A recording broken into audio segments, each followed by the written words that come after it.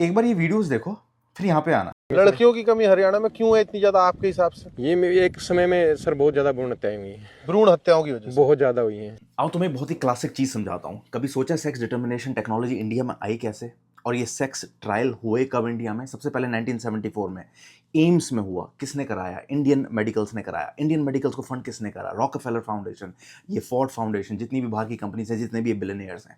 But ये fund करना क्यों चाहते थे? ये इतनी अल्ट्रासाउंड की जो टेक्नोलॉजी है ये इंडिया में लेकर क्यों आना चाहते थे?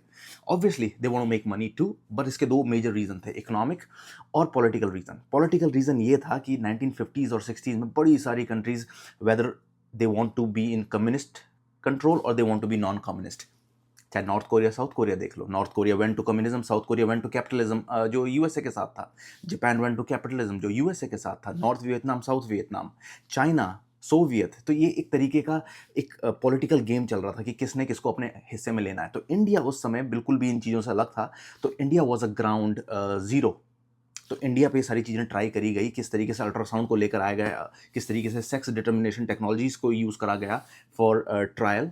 और इससे होता ये है कि बड़ी सारी पॉपुलेशन को कंट्रोल करना चाहते थे। बड़ी सारी पॉपुलेशन को कंट्रोल क्यों करना चाहते थे? बिकॉज अगर पॉपुलेशन बढ़ेगी तो वहाँ पे जो लोकल लोग हैं उनकी डिमांड्स बढ़ेंगी। उनकी लोकल लोगों की अगर डिमांड्स बढ़ेगी तो बहुत सारे नेचुरल मिनरल्स, ऑयल्स, ये सारी चीज़ें उनको वो यूज़ नहीं कर पाएंगे, उन चीज़ को वो एक्सप्लॉइट नहीं कर पाएंगे।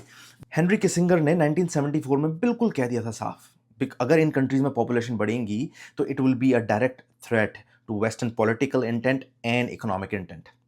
वो बात बिल्कुल सही हुई। 70s के एंड आते आते बड़ी सारे अल्ट्रासाउंड क्लिनिक्स हो गए, वो बनने शुरू हो गए इंडिया में, स्पेशली हरियाणा, पंजाब एंड दिल्ली।